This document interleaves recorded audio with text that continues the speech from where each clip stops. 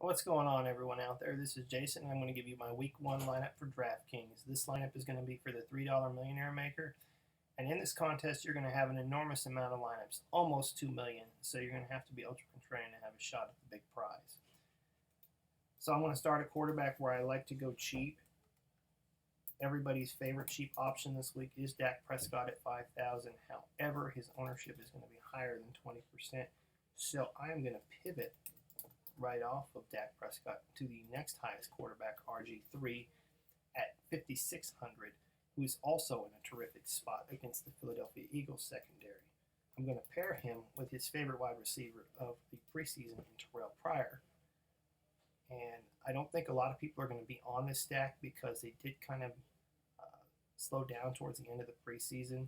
So the ownership wasn't going to be high to begin with, but I think it's going to be that much lower. So I think there's some good value to be had there. If they can get a couple of big plays, the stack could really pay off. At running back, I like Lamar Miller against the terrible Bears. I think Houston's going to roll at home on this game. This is going to be a big game for them, and I'm going to correlate the Texans' defense with Lamar Miller as well. It's something I like to do a lot is correlate one of my running backs with my defense. For my other wide receiver play, I'm going to be looking at T.Y. Hilton at 7,500 going against the Lions secondary.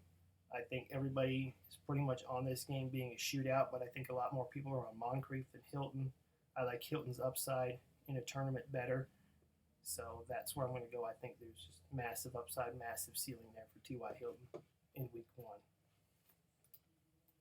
For my next wide receiver, I'm going to go with another player that people seem to have forgotten about, and that's Sammy Watkins in Buffalo against the Ravens secondary.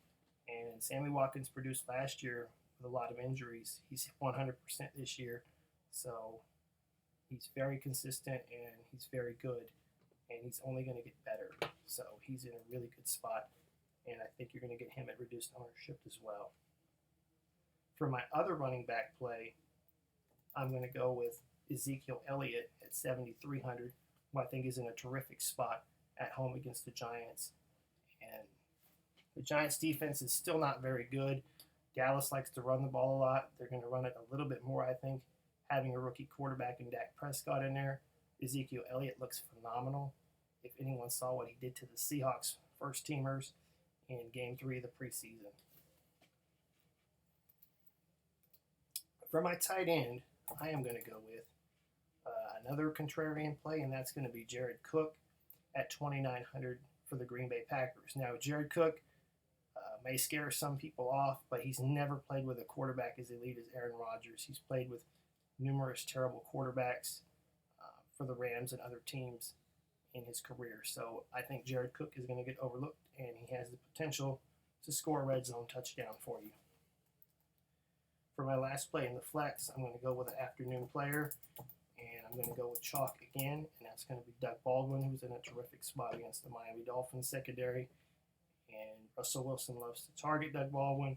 He's going to get his points there, and I like having the afternoon play in case I want to go contrarian in the afternoon.